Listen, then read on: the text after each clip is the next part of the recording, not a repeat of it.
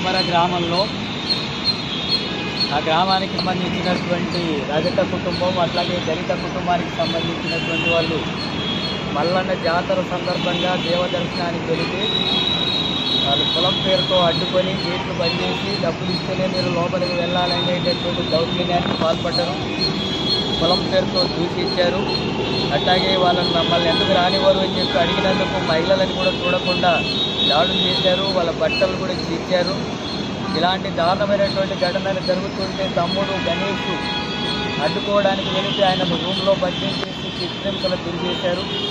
ఈ దారుణమైన ఘటన జరుగుతుంటే 2 నెలల పసిగుడ్డను వాళ్ళ కాళ్ళ ముందు చేసి వేడుకొని క్షమించండి వదిలేయండి అని అడుక్కున్నా కూడా ఆ పసిబిడ్డను కూడా కాలుతో తన్ని ఆ ఘటన జరిగితే ఆ పసిబిడ్డ చనిపోవడం అయినటువంటి ఘటన జరిగింది. ఇంత దారుణమైనటువంటి ఘటన జరుగుతుంటే పోలీసులు బాధితుల తరఫున కాకుండా దాడి చేసినటువంటి వాళ్ళ పక్షాన ఉండి బాధితులపై కేసులు నమోదు చేశారు. అట్లాగే వాళ్ళని ఆదుకునేందుకు ఎలాంటి చర్యలు తీసుకోలేదు. ప్రధానమైనటువంటి గ్రామ సర్పంచ్ అయినటువంటి రామరెడ్డిని ఇప్పటివరకు అరెస్ట్ చేయలేదు, 4 అరెస్ట్ చేయలేదు.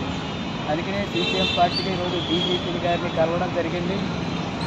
హత్య కేసు నమోదు చేయాలా రామరెడ్డి తదితరుల మీద, అట్లాగే ఫాస్ట్ ట్రాక్ కోర్టు ఏర్పాటు చేసి కఠినంగా శిక్షించేందుకు చర్యలు తీసుకోవాలా, మిగిలిపోయినటువంటి వాళ్ళందరి మీద ఎస్సీ ఎస్టీ యాక్ట్తో పాటు హత్యలు నమోదు చేసి అరెస్ట్ చేయాలని ఎస్ఐ సిఐ డిఎస్పీలు నిర్లక్ష్యం వహించారు. వాళ్ళని సస్పెండ్ చేసి తగిన చర్యలు తీసుకోవాలని చెప్పి డిమాండ్ చేస్తూ ఈరోజు డీజీపీ గారిని కలవడం జరిగింది. అట్లాగే గోదాడలో ఒక లాకప్ డెత్ జరిగింది రాజేష్. ఆ హత్యకు సంబంధించి ఇప్పటివరకు చర్యలు లేవు. కుల దురంకార హత్యలు రాష్ట్రంలో 142 ఘటనలు జరిగినాయి. వాటిని అరికట్టేందుకు చర్యలు తీసుకోలేదు. ఖమ్మం జిల్లాలో రామారావు సిపిఎం నాయకుడు రైతు సంఘం నాయకుడిని హత్య చేసి ఇప్పటివరకు నిందితుల్ని అరెస్ట్ చేయలేదు. ఇలాంటి ఘటనలన్నింటి కూడా డీజీపీ గారి దృష్టికి తీసుకెళ్ళాం. వాటిని వెంటనే విచారణ జరిపి తప్పకుండా చట్టపరంగా చర్యలు తీసుకుంటామని చెప్పారు. ఒకవేళ ఆ రకంగా డీజీపీ గారు చెప్పినట్టుగా చర్యలు తీసుకోకపోతే, నిందితులను అరెస్ట్ చేయకపోతే సిపిఎం పార్టీ ఆధ్వర్యంలో ఇప్పటికే రాష్ట్ర వ్యాప్తంగా నిరసన కార్యక్రమాలు నిర్వహిస్తున్నాం. వీటి మీద నిర్లక్ష్యం చేస్తే పెద్ద ఎత్తున ఆందోళన కార్యక్రమాన్ని కూడా పూనుకుంటామని చెప్పి హెచ్చరిస్తున్నాం.